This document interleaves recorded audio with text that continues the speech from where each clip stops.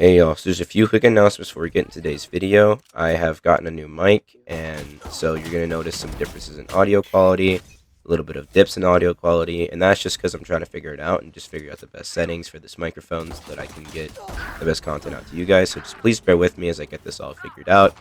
As well as I now have a capture card, which means I'm going to start streaming on Twitch. So I'm going to link my Twitch in the description. And yeah, that's really it. So just please bear with me as I want to make this content, as good for you guys as possible, and it's just going to take a little bit of figuring out, so just please be patient with me. Yeah, that's all for right now. See ya. So the main focus of today's video is going to be talking about how to escape low ranks and just the things that you should do as a player to get out of low elo. And so with that, the first thing is going to be practice, and I have tons of videos on my channel. Tons is like 3 about what you should practice, but I'm just going to quickly go over everything once again on what you should do to be practicing, because you need to be getting better at the game, getting better aim, getting better movement in order to escape the low ranks. Alright, so I've talked about a lot of different practice strategies, and I'm going to try to quickly go over all of them. I'm not going to take too much time explaining them, but I also want to make sure that you guys actually understand them. So for the first one, we're going to buy a ghost, and this is because with the classic, you can't, base aim shoot if you're not a focus mode player. You can focus shoot. So by just getting the ghost, it lets you do whatever which one you want. And so for this one, you're just going to turn practice mode on. You're going to make sure bot armor is also turned on.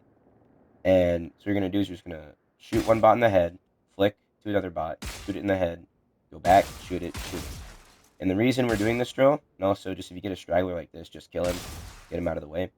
But the reason we're doing this drill is to emphasize our micro flicks and our calm aim. Like, as you can see, even if I'm taking my time, I'm still missing. So you really got to be patient and disciplined with this drill and really focus on hitting your shots. And the more often you do this and like the more you practice it, the faster you're going to be able to go. Like the better you get at it, the faster you can go.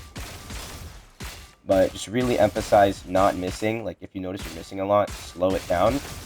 As it's important that you drill the concept rather than just, be all about speed. And the next drill we talked about was getting a guardian. This is like my third take doing this, so I left it on the ground. And with this one, you're going to make sure you're playing ISO and put on a shield. And this is because when you shoot the bot, you spawn the orb. So this is kind of like aim labs at home. And you can like challenge yourself, like kill 4 and try to shoot all the orbs. This is just really drilling like just aim in general. Which, really good, especially if you're newer to a game like Val or just newer to Control in general.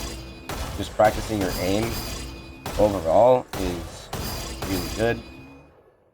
And now for movement drills, you're going to turn practice mode off and make sure you're shooting airgraphs in the top right. If you don't know how to do that, I'll just show you real quick. Settings, stats, shooting airgraph only. That's how you see the shooting airgraph. And all you're going to do is you're going to come to this middle pillar. You're going to strafe to one side, stop, shoot, come back. You can shoot 1 bullet, you can shoot 2, you can shoot 3. I don't know why I didn't shoot there. And then make sure you don't get those blue lines because that means you're moving. And pretty much just doing this, and then as you get better, going to the other side. Just really emphasizing your stopping. And then from here, you can start going faster. You can put it to a metronome beat and just really challenge yourself to get really good at stopping. And then once you feel comfortable with this drill, we're going to combine it with our aim by turning practice mode on. And then we're going to come over to this pillar right here. Over there. And we're going to be practicing strafing to the sides of the pillar. And just strafing to each side. Don't have bad aim like me. Just strafe to each side and just hit these 1-taps. Now this helps you, aim and move at the same time and get used to it. Wow, my aim is really bad right now. Anyway, this helps you just practice your aim and your movement at the same time. Yeah, I'm getting focused on this because I'm whiffing. But yeah, this is combining your aim with your movement. Because if you can't do them both at the same time, you'll never be good. You have to be able to move and aim at the same time. And they have to be in sync. Especially in a game like Valorant because it's so built on crosshair placement. Being able to essentially aim with your movement is also a big part of that, and that's kind of what that drill focuses on.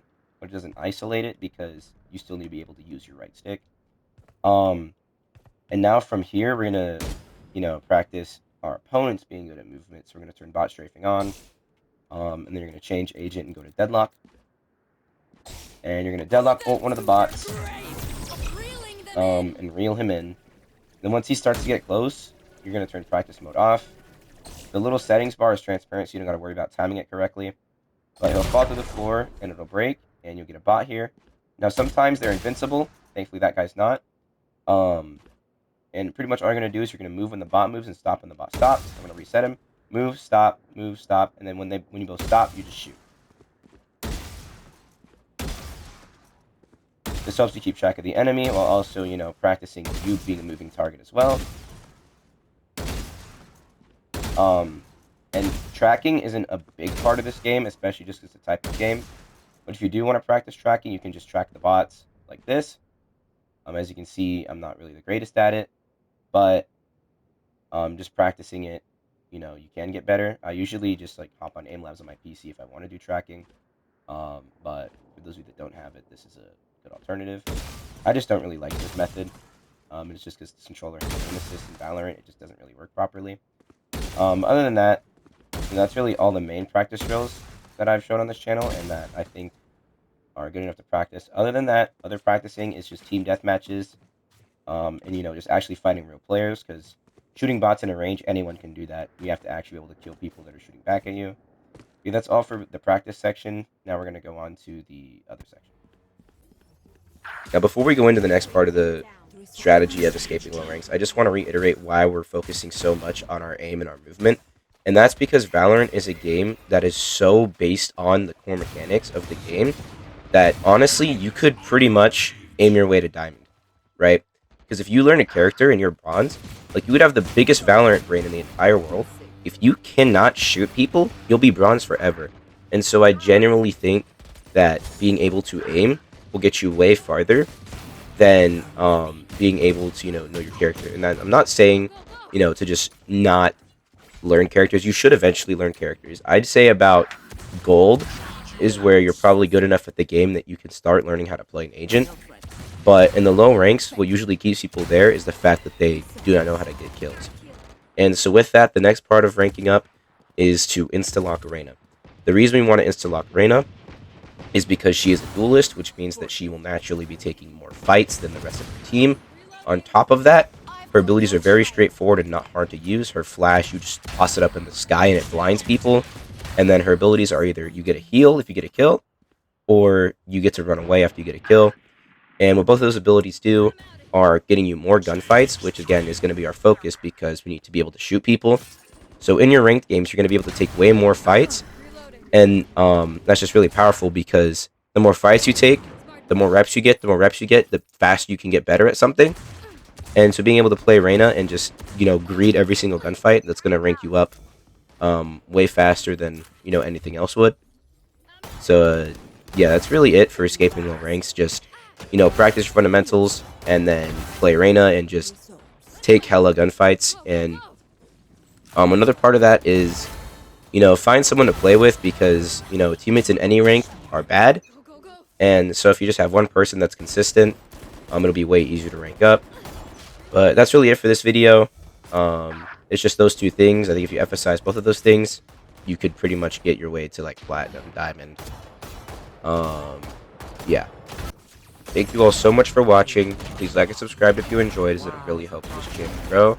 If you want to interact with me, get coached by me, or watch me play ranked, my Discord and my Twitch will be linked in the description below. That's all. See ya.